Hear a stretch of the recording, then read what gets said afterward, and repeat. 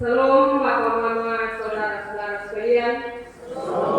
Selamat kita berjumpa lagi di pagi hari ini di awal bulan Mei. Bulan Mei ditetapkan oleh Sinode untuk kita warga Gemi sebagai bulan bahasa dan budaya. Bapak Mama, saudara-saudara yang saya kasihi dalam Tuhan, dalam ibadah minggu bulan bahasa dan budaya pagi hari ini, kita akan merenungkan firman Tuhan bersama dengan tema kuasa kebaikan mengatasi kejahatan. Kuasa kebaikan mengatasi kejahatan. Bapak Mama, saudara-saudara, kita tahu bahwa kebaikan itu adalah hal yang sangat penting dalam kehidupan setiap pribadi.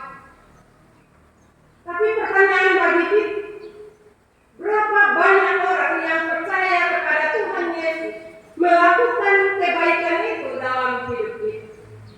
Mungkin ya, kita melakukan kebaikan.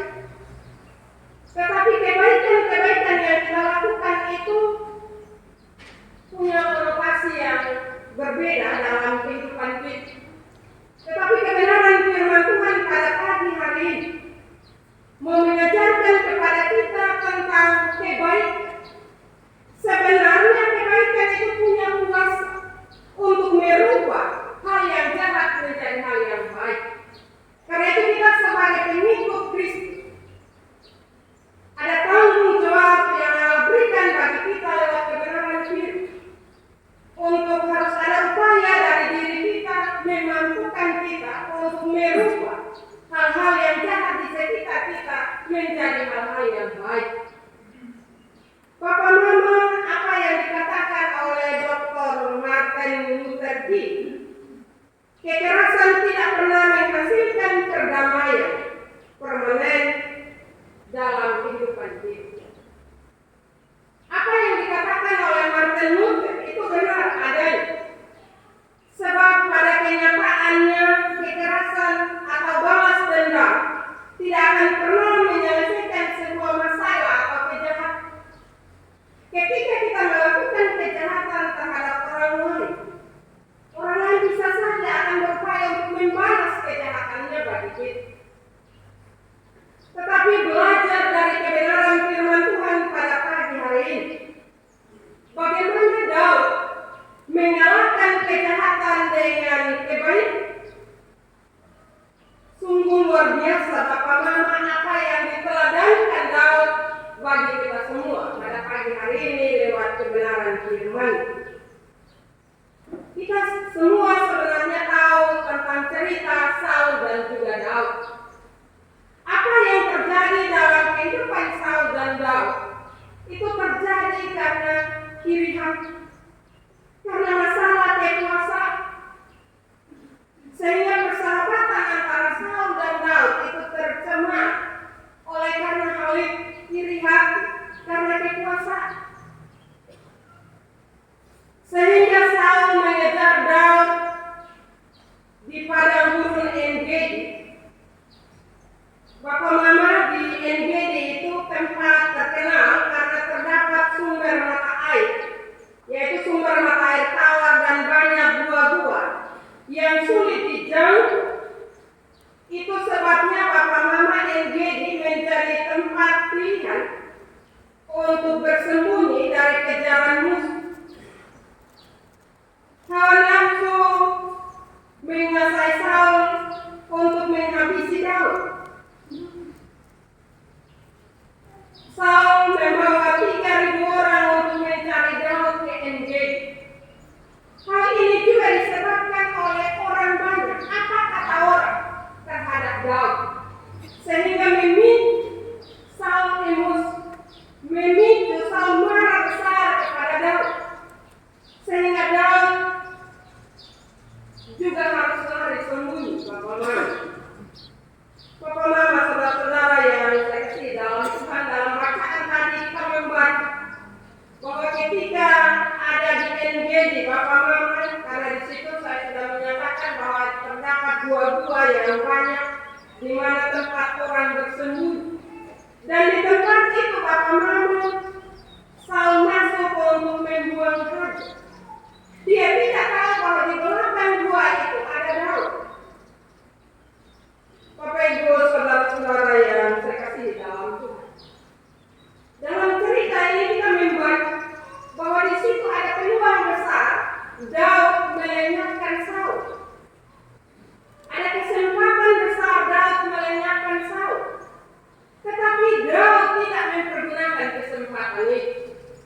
Bagaimana dengan kita? Kalau dalam pergumulan kehidupan kita ada masalah, ada soal, ada kebencian di antara sesama kita, dan ketika ada peluang, apa yang kita lakukan? Pasti kita akan memanfaatkan peluang itu dengan baik untuk membalas jahat. Tetapi belajar dari kebenaran firman ini, Daud tidak memakai kesempatan itu untuk membunuh Saul. Bapak Mama, saudara-saudara yang saya kasih dalam, kenapa Daud dengan kesempatan yang begitu baik untuk melenyapkan Saul, dia tidak melakukan? Karena Bapak Mama dia takut Tuhan. Dia menghargai Saul sebagai pemimpin, sebagai seorang raja yang diurapi oleh Allah. Karena itu rasa hormat dan rasa takut itu membuat dia tidak mempergunakan kesempatan itu untuk melenyapkan Saul. Bapak Mama, saudara-saudara yang saya kasih dalam Tuhan, sikap hati Daud tercermin dari kata-katanya. Dia tidak ingin menggunakan kekerasan untuk menyelesaikan masalah dengan Saul. Ayat yang ke-7 Bapak Mama dalam bacaan Alkitab tadi, 7b. Dijauhkan Tuhanlah kerana daripadaku untuk melakukan hal yang demikian kepada Tuhanku, kepada orang yang diurapi Tuhan, yakni menjamah dia, sebab dialah orang yang diurapi Tuhan. Pikiran itu ada dalam pikiran Daud, sehingga dia tidak membunuh Saul dalam kesempatan yang ada di hadapannya. Bapak Mama, saudara-saudara yang saya kasih dalam Tuhan, sekali lagi, Daud begitu menghormati Saul sebagai pemimpin yang diurapi oleh Tuhan.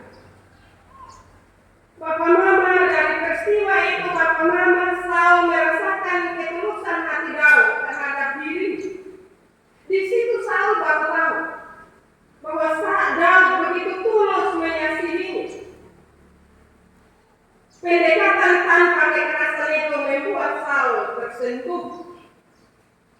Tindakan ini melahirkan penyesalan dan pengakuan dari Saul terhadap Daud. Respon terhadap tindakan Daud mengampuni melahirkan ucapan berkat. Karena itu Bapak Mama, dari firman Tuhan pagi hari ini ada beberapa hal yang perlu kita renungi. Yang pertama Bapak Mama, ketika dalam kehidupan sosial masyarakat, berjemaat, berkeluarga, ketika kita punya masalah, mungkin karena lewat kata-kata kita, lewat perbuatan kita menyakiti hati orang lain, atau orang lain menyakiti kita. Hal yang pertama kita belajar dari Daud. Dia punya rasa hormat dan takut kepada Allah sehingga dia tidak membalas jahat dengan jahat. Hal itulah juga yang harus kita contohkan dalam kehidupan kita. Ketika kita punya soal yang mungkin orang menyakiti hati kita, serahkanlah semua persoalanmu kepada Tuhan, sehingga Roh Kudus bekerja menguasai hidup kita dan ada jalan keluar bagi kita untuk menyelesaikan persoalan itu, supaya kita saling memaafkan satu dengan yang lain. Karena kalau kita bilang kita orang Kristen, tetapi kita berupaya membalas jahat dengan jahat, apa artinya iman percaya kita kepada Tuhan? Karena itu marilah kita tidak bilang kita bersih, Bapak Mama. Pasti kita akan berhadapan dengan masalah-masalah. Tetapi kalau kita tahu bahwa kita percaya Yesus, maka Yesus lewat kuasa Roh-Nya yang kudus minta untuk hadir dalam hidup kita, menguasai kehidupan kita, sehingga kita tidak dengar apa kata orang, tetapi kita dengar apa kata firman Tuhan bagi kehidupan kita. Hal yang kedua, Kalahkanlah kejahatan dengan kebaikan. Ketika dalam kehidupan kita orang melakukan kejahatan dalam hidup kita, lakukanlah kebaikan.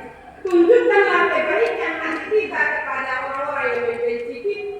Dan ketika mereka melihat itu, Bapa Mama, dan berubah, bersyukurlah bagi kita semua karena Roh Tuhan tidak meninggalkan kita. Bapa Mama, saudara-saudara yang saya kasihi dalam Tuhan, belajar dari teladan Daud, di mana kebaikan Daud menyalahkan kejahatan Saul. Kebaikan Daud mengubah pribadi Saul waktu itu.